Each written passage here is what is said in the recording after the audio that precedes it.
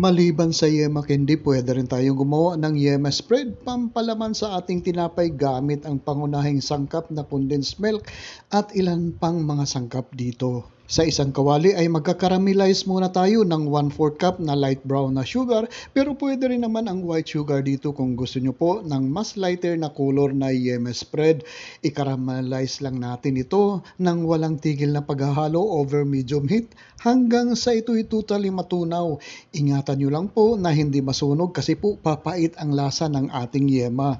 Idagdag naman natin dito ang ating 3 tablespoon na butter at tuloy-tuloy lang po ang ating paghahalo hanggang sa magsama ang caramel at ang butter bago po natin idagdag ang ating 1/3 cup na evaporated milk. Ituloy-tuloy ulit natin ang ating paghahalo dito at maya-maya idadagdag naman natin dito ang ating 300 ml na condensed milk. Kahit anong brand ng condensed milk ay pwedeng-pwede dito. At itutuloy pa rin natin ang ating paghahalo dito. Huwag po natin titigilan, baka po masunog ang ating yema po dito.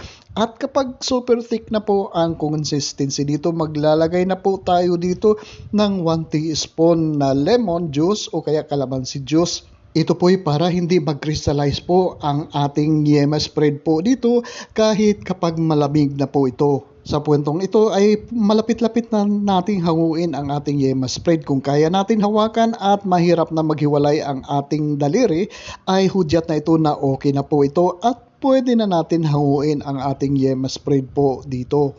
Huwag po natin i-overcook ang ating yema spread, baka po tumigas po ang ating spread at hindi na maging spreadable po dito at ibubuhos po natin sa ating prepared na mga bote. Hindi ko lang naipakita dito pero napanood ni Ophelia Cometa ng Australia at saka si Neleda Tambulero ng Australia. At ito na po ang ating napakasarap na yema spread.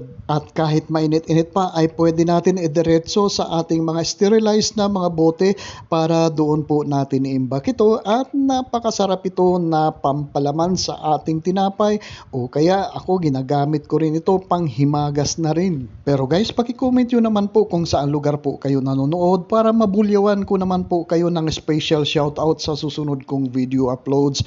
Maraming salamat po, hanggang sa muli.